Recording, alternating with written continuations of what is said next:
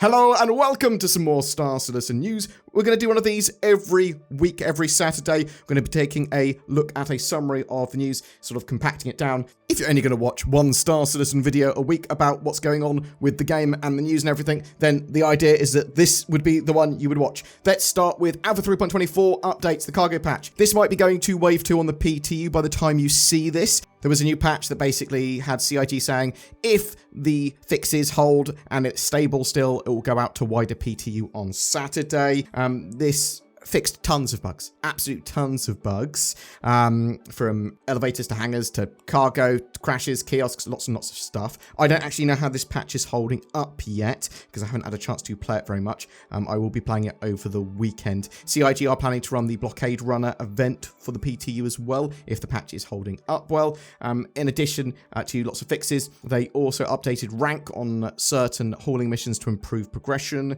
and they tweaked some of the Aurora series cargo physics proxies to help manual loading of cargo. Expect more and more fixes over the coming few days and it going out to wider and wider PTU, probably open PTU within the next couple of weeks, potentially live by the end of the month. That is what I am hoping for. The ship showdown is in full swing and citizens are overflowing the community hub and social media with fantastic submissions, putting their favourite vehicles in the spotlight for a chance to land in the coveted top 16 ships that will be participating in the ship showdown this time. Time's ticking, so make sure you submit your creative entries before the 13th of August. May the best ship win.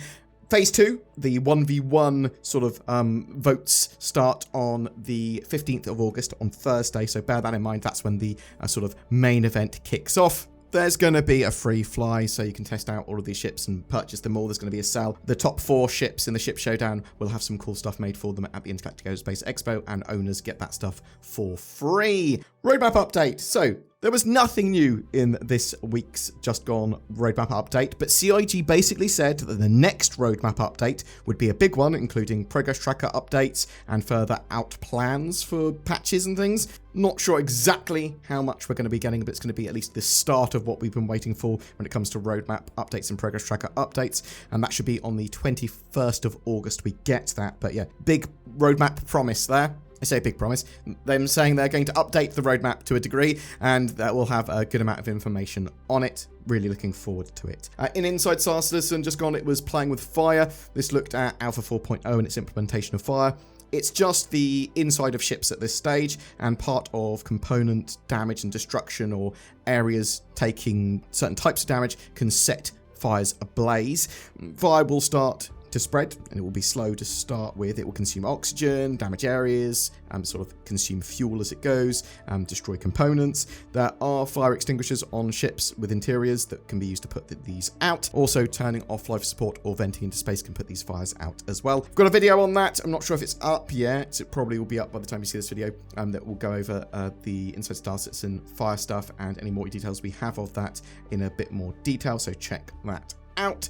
Star Citizen Live was a jump point Q&A. We know we're getting jump points in Alpha 4.0. We've got a video on that in a lot of greater detail, so go check that out, and we'll be doing a sort of update to that video at some point in the future. But quickly, some of the new stuff that they answered.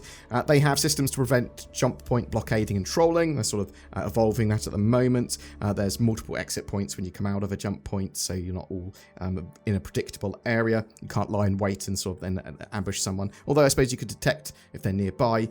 Jump point entrances and exits are defended effectively on both sides. So at Pyro, there is a UEE presence at the jump point entrance sort of exit area, where it is effectively patrolled and a lot safer. But then for the rest of Pyro, pretty much no UEE presence, so bear that in mind. Jump points will use quantum fuel when you're using them, but it's calculated pre-jump, so you sort of can't run out.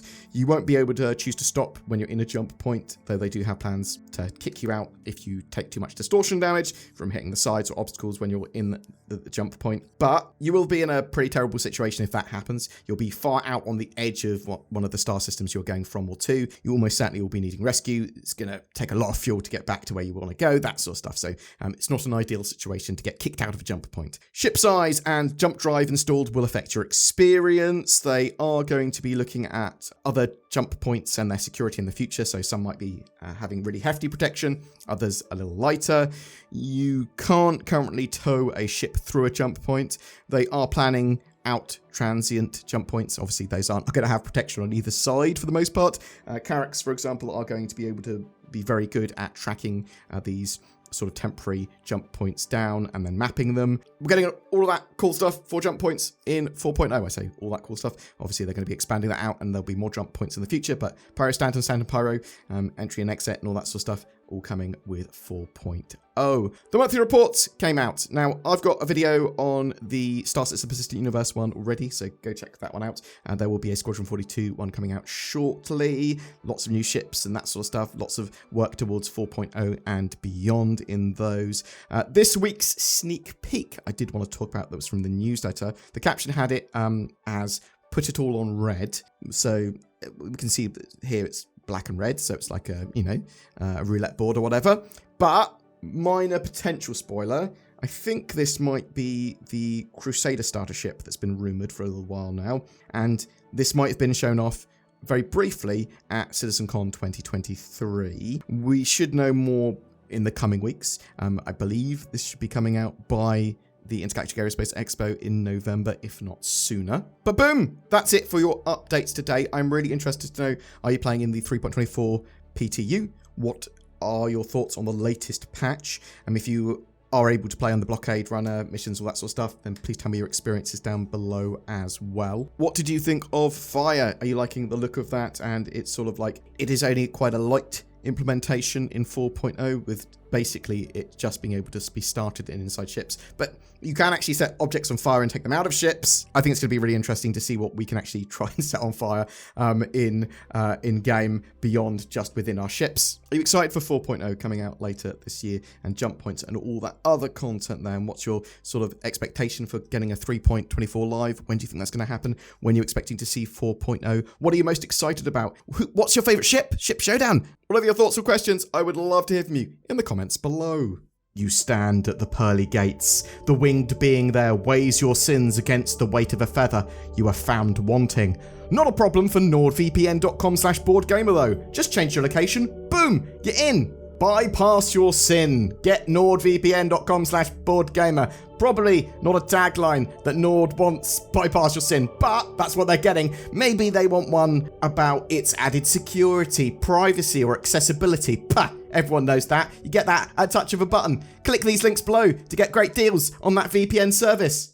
Every month we give away a ship, and this month of August is all about your favourite ships, because it's the ship showdown. My favourite ship is the Mercury Star Runner, and I don't want to give one of those away, but I will. It's a fantastic little multi-role, multi-crew ship. It's got a bit of cargo space, it's got room for a little vehicle, it's got a good amount of firepower, perfect little mission runner. In the future it's going to have data running, it's good for smuggling, it's got lots of secret little hidey holes. I absolutely love this ship. All you need to do to be in for a chance of winning that is comment on any of my videos made during August. Also, I would love to know what your favourite ship is. If you would like to further support the channel, consider just commenting or liking, subscribing. That all helps. But also there's the join button under my videos. That goes a huge way to allow us to make daily content on Star Citizen. There's also Patreon, sharing the videos, direct donations. There's links to all of that down below. Thank you so much for watching to the end. You take care and have a great day.